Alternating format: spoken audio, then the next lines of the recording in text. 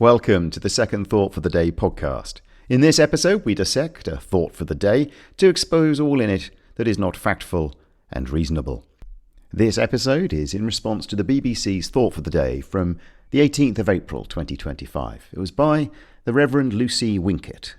Winkett works as a Church of England priest, currently as rector of St James Church, Piccadilly in London. Lucy's inspiration was Easter, specifically Good Friday, the day on which her broadcast was made. As for her message, I think it's about the potency of the cross for Christians as a symbol. You'll have to make up your own minds. Much of what she said bordered on incoherence, and the remainder, I fear, was very much lost over the other side. We can at least celebrate the brevity of Lucy's contribution. It seems to have been written with a belief that whimsical deviation from reason, purpose and structure is for some reason acceptable during Easter. We're going to have to dedicate some future episode to the Easter effect on Christian presenters of thought for the day. Back to Winkett. To set the scene, a parallel is drawn between the incongruities of Good Friday's grimness and the Christian faith using a cross as its symbol.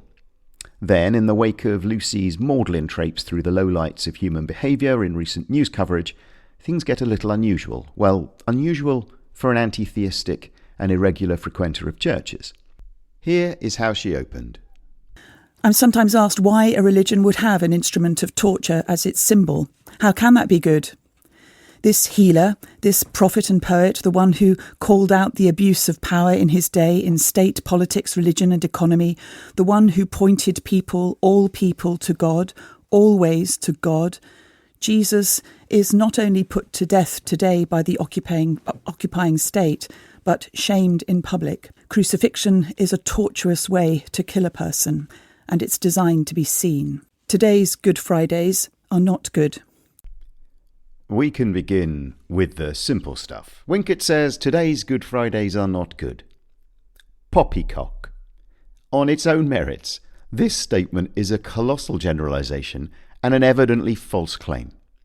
Winkett has apparently decided that Good Fridays of an unspecified contemporary era are, for all of us, everywhere, bad. Well, thanks, Winkett, but how about you mind your business and we'll mind ours? Would it really surprise Winkett to learn that many people find them perfectly acceptable?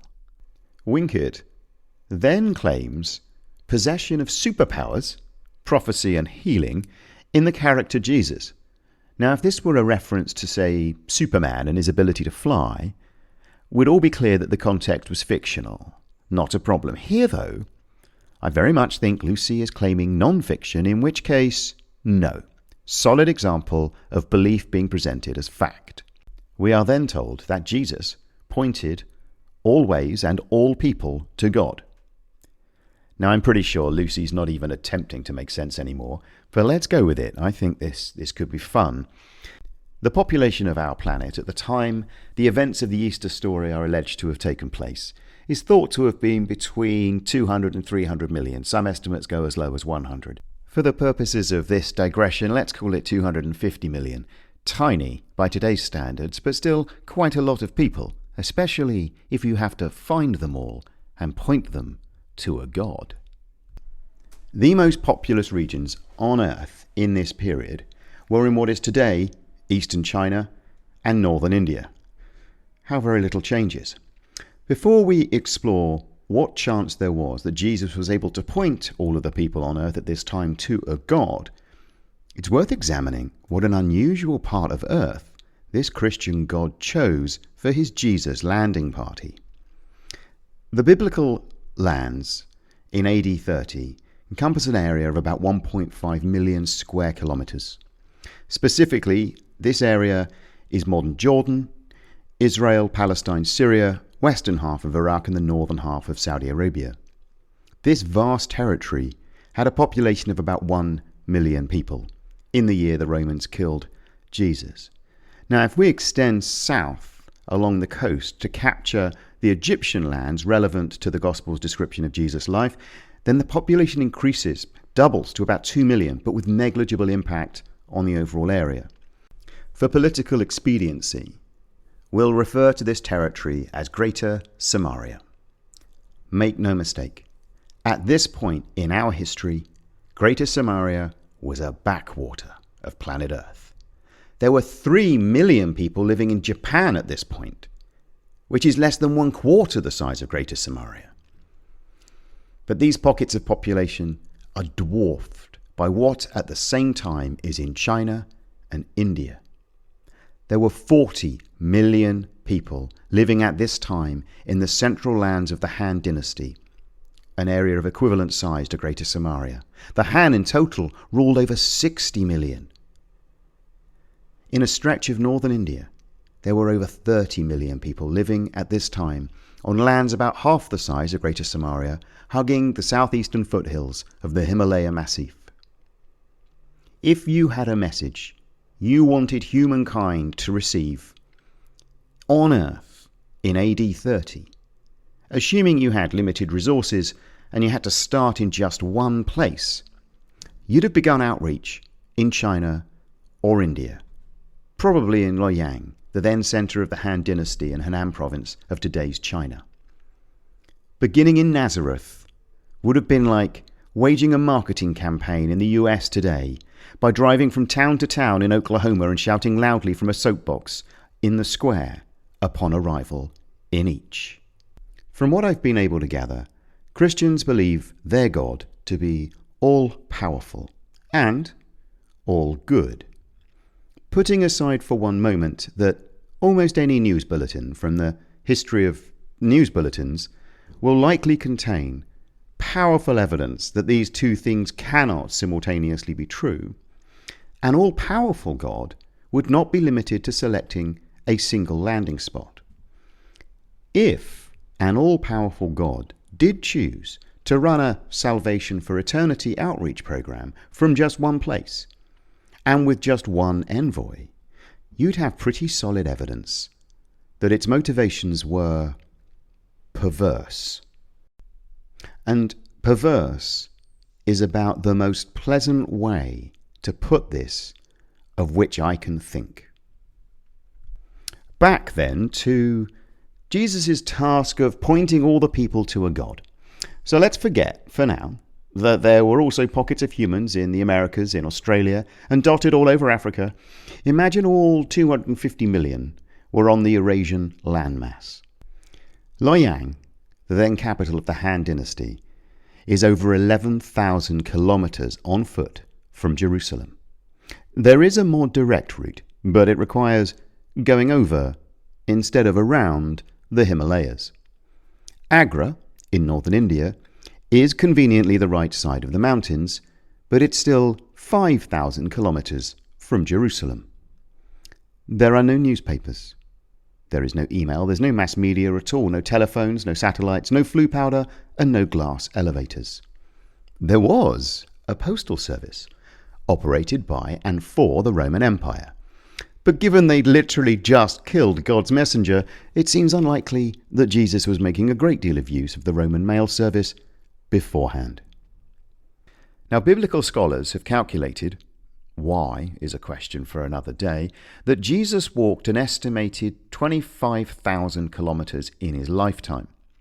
These travels, though, were very much concentrated within the northern region of Galilee and Judea towards the south of the province, the Roman province of Judea. It seems likely the longest single journey Jesus ever took was no more than 600 kilometers, and I think that's quite a generous estimate. So, no, Lucy. Assuming Jesus was particularly good at having his pointing noticed during the few years he was actively ministering, he fell far, far short of your claim that he pointed always and all people to God. Who knows, though, what Lucy actually meant? There is an element of Winkett's "Today's Good Fridays are not good" that's tricky to fathom.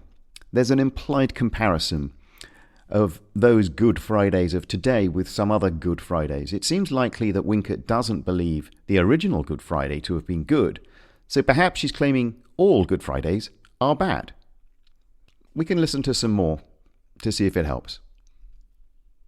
Shaved heads, shackled hands, underground prisons, public executions in a football stadium.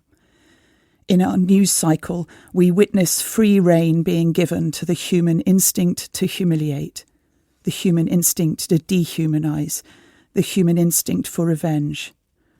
Today's Good Fridays are everywhere. The lies we tell ourselves when we repeat the myth that violence is redemptive and degradation well-deserved. No, I'm not sure it does help. At least not with the implied Good Friday comparison. She does reinforce her assertion of the badness of today, or at least today's Good Fridays, with examples from what we're told is in the news cycle. There really is, though, no useful information with which to determine what Lucy means. This appears to be an instance of plain incoherence. Now, at the tail end, we are provided with something with which we can work. The lies we tell ourselves when we repeat the myth that violence is redemptive and degradation well-deserved. In this, we have an indisputable logical falsehood. Winkett, without grounds, claims that we, presumably all listeners, perhaps all people, tell ourselves lies. I can find ways to support that idea. We do. The masters of understanding cognitive bias, Amos Tversky and Daniel Kahneman, illustrated in the 1970s that our minds are almost incapable of not deceiving us. Lucy, though, goes on to specify a deceit. Apparently we, Lucy and all other people, lie to ourselves that violence is redemptive and that degradation is deserved. Frankly, that's as rude as it is preposterous. It's also an entirely unsupportable false claim. Lucy, go ahead. Confess your problem with a belief that violence is redemptive, but please don't project your problems on your listeners or the rest of the world.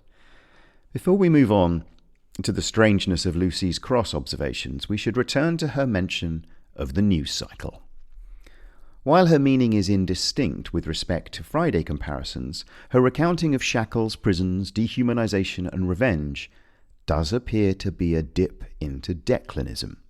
Now, declinism is a fallacy.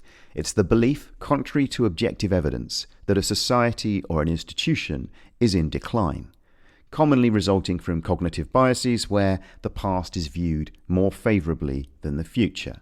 Rose-tinted spectacles, if you will, but for academics.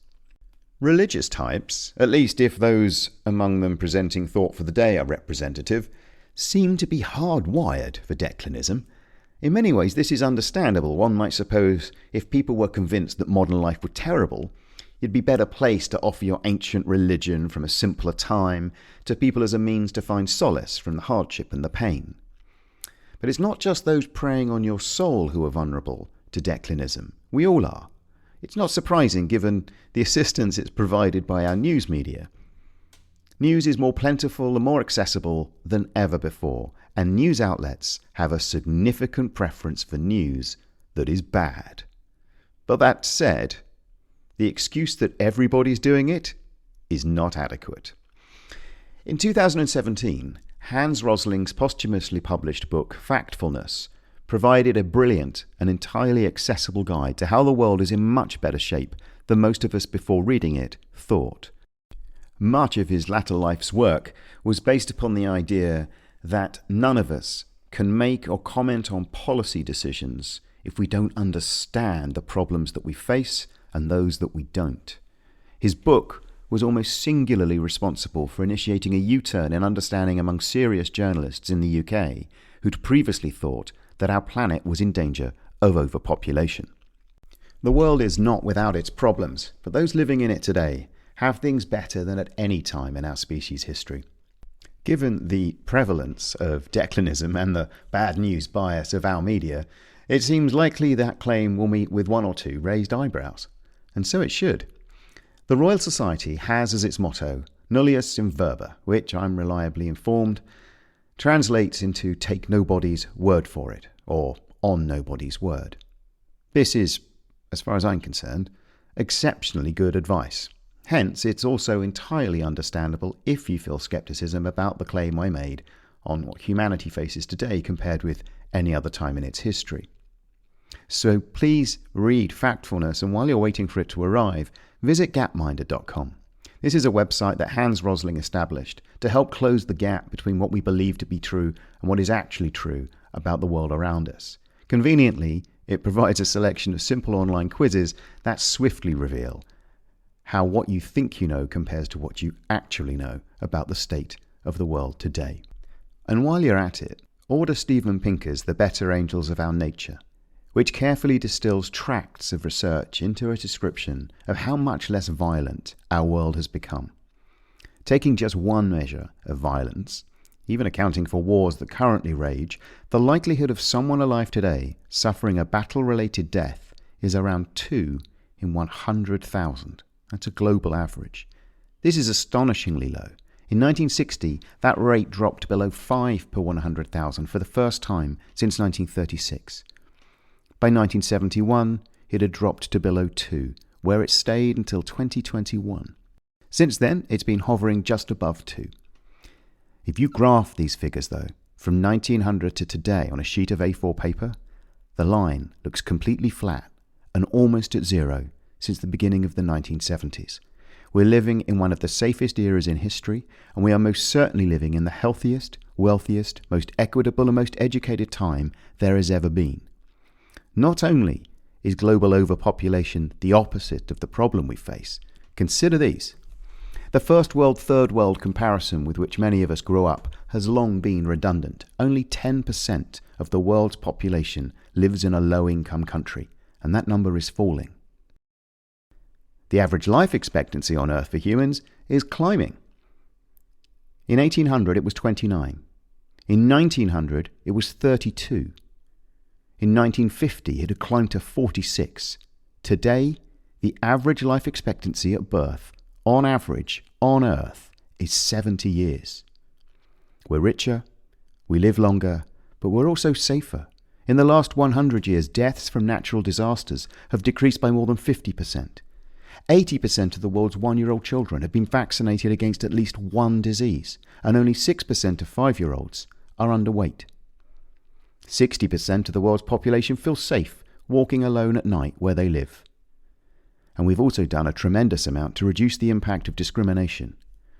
Globally, there's only a difference of 10% in the number of years the average 30-year-old spent in school between men and women.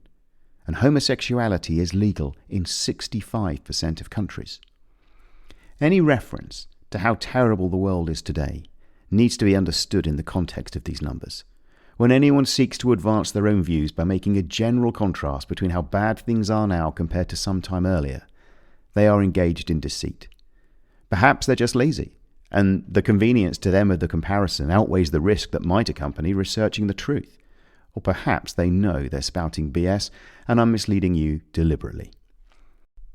In fairness, Winkett's dip into declinism was mild. We'll revisit that topic in the company of some other Thought for the Day broadcaster, as there are several who lean on this fallacy much more heavily. And finally, to Winkett's conclusion. The reason that this cross is powerful and this day can be called good is not because we look at it, but because it stares at us, at humanity's cruelty today, and invites us to confront our fear, set aside our weapons, and live differently. The questions it raises are urgent. Is it possible that we can choose another way? Can we imagine that there is a love in eternity that holds the stars apart and that endures beside all whose hearts are breaking in quiet despair or cacophonous pain? This cross poses a question, throws down a challenge. It's a provocation. To see the world as it is, imagine it to be different, and resolve to make it so. So help me God. What are we to make of that? I heartily echo that final sentiment. On listening to Lucy's conclusion, I too think of such phrases as, Lord, give me strength. The cross stares at us. Claptrap. Although that really has nothing on love as an eternal restrainer of stars. Perhaps some poetic license should be granted here, but in a broadcast already struggling against a tide of nonsense, it seems unwise to indulge anything that swells the waves. Lucy manages here to be quite right, whilst also being profoundly platitudinous and astonishingly blinkered. First, the platitude. Wouldn't it be great if we could all be nice to each other and live in peace? This is a near-perfect example of the thought-for-the-day banalities about which John Humphreys complained in a 2017 interview. But Winkett is far from done.